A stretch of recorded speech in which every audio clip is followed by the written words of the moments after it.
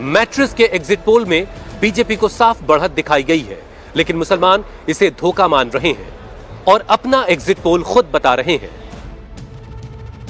प्रचार का शोर और वोटिंग का तूफान सब गुजर चुका है। अब उसके बाद की खामोशी है और इस खामोशी में बहुत सारी कहानियां हैं।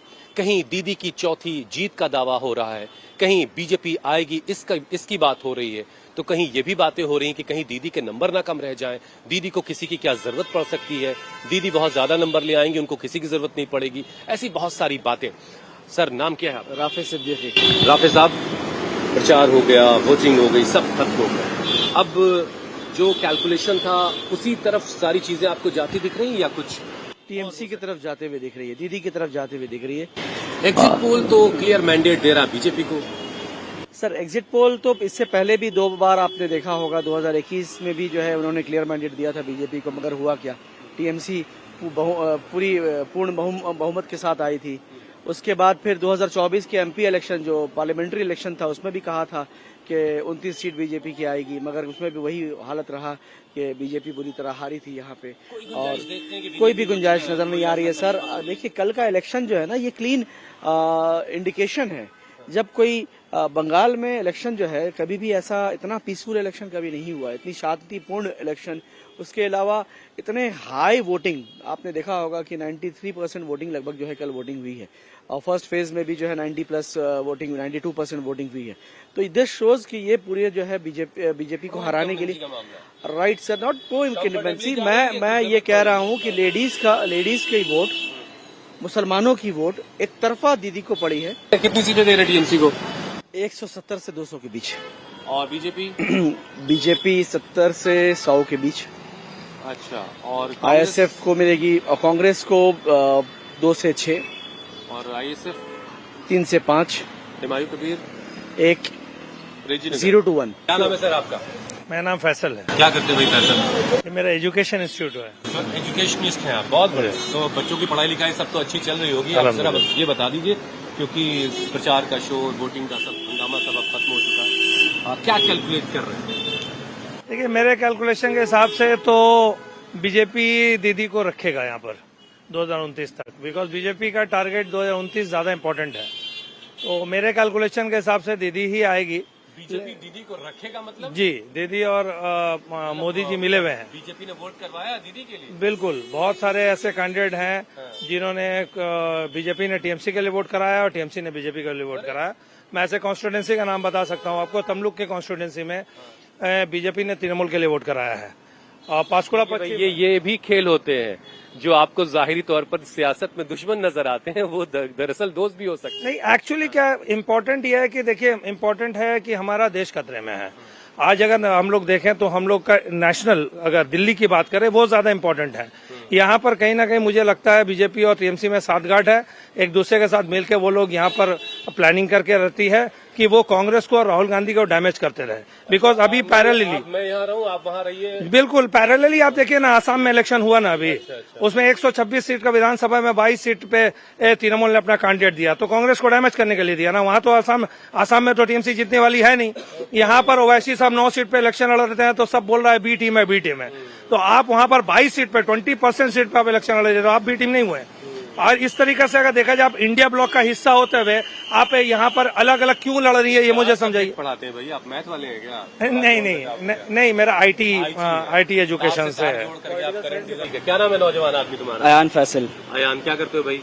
मैं स्टूडेंट हूँ, लॉ कर रहा हूँ सेंट जेवियर्स यूनिवर्सिटी से। कानून की पढ़ाई कर रहे हो, बहुत बढ़िया, शानदार। तो भाई तुमने वोट दिया है क्या? हाँ जी। वोटर हो गए हो फर्स्ट टाइम? यस। अरे वाह। अब बताओ, तुम्हारी निगाह क्या देख रही हो, और तुम्हारे एज ग्रुप के जो लड़के हैं वो क्या बातें कर रहे हैं? बहुत क्लोज कॉल होगा, but TMC will edge over BJP. Yes. TMC कोई दिक्कत नहीं होगी? किसी बैसाखी की जरूरत पड़ेगी क्या दीदी को? कुछ नहीं, सपोर्ट नहीं चाहिए होगा? क्लोज कॉल होगा, as I said, very unpredictable elections in last 1 decade, and BJP obviously हर टाइम ही कंफर्टेबल रहते हैं। वो लोग हर टाइम बोलते हैं कि हम लोग जीत जाएंगे, सरकार बना लेंगे, बट बंगाल में चलता नहीं है, ना पहले चला था, 21 में भी नहीं चला, 24 में भी उन लोगों को बड़े बड़े हाँकते हैं। बट सर आपका? मेरा नाम एमडी सितारे हुआ। सितारे? जी जी। अरे किसके सितारे जो है गर्दिश में है, जरा बताइए। फिलहाल गर्दिश में तो किसी का नहीं है। अरे लेकिन हाँ सरकार जो नहीं बनाएगा उसका गर्दिश। फिलहाल वो 4 तारीख के बाद पता चलेगा। अभी आप क्या कैलकुलेट अभी फिलहाल अगर चोरी न हो तो मैक्सिमम 205 से 220 तक जो है टीएमसी, मेरा उम्मीद है तो टीएमसी लाएगी। 205 से 220 सीटें दे रहे हैं आप। जी जी, ये मेरा है। कोलकाता के मुसलमान कह रहे हैं दीदी को लेकर कोई सवाल ही नहीं। ज्यादातर वोटिंग से दीदी के वोट बढ़े हैं। हिंदू और मुसलमान सब दीदी के साथ खड़े हैं। इस दावे को हमने मैट्रिस के नॉर्थ बंगाल के सैंपल की कसौटी पर कसने की कोशिश की। आखिर मैट्रिस का एग्जिट पोल और मुसलमानों के एग्जिट पोल में फर्क क्यों है? नॉर्थ बंगाल की 54 सीटों का सैंपल लिया गया, जिसमें कूच बिहार, मालदा, उत्तर दक्षिण दिनाजपुर, जलपाईगुड़ी, कलिम्पोंग, दार्जिलिंग जिले शामिल हैं। इन 54 सीटों में 25 से 70% मुस्लिम आबादी वाली 25 सीटें हैं। 2021 में टीएमसी 23 और बीजेपी ने 30 सीट जीती थी। 2026 में टीएमसी को 5 से 8 सीटों का नुकसान दिखाई दे रहा है। बीजेपी अपनी सीट बरकरार रखते हुए 3 और सीटों की बढ़त बना सकती है। अन्य के खाते में 5 से 8 सीटें जा सकती हैं।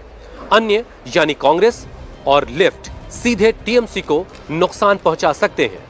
इस रीजन में बीजेपी के वोटर एकजुट हैं। टीएमसी के वोट बैंक में कांग्रेस और लेफ्ट ने सेंधमारी की है। तो क्या कई जगहों पर मुसलमानों के वोट भी बटे हैं? इसका जवाब हमें कोलकाता में ही मंजर अहसन से मिल गया। मंजर अहसन लेफ्ट के काउंसलर रहे हैं। बीजेपी सरकार नहीं चाहते और दीदी की सरकार को लेकर भी दुविधा में है।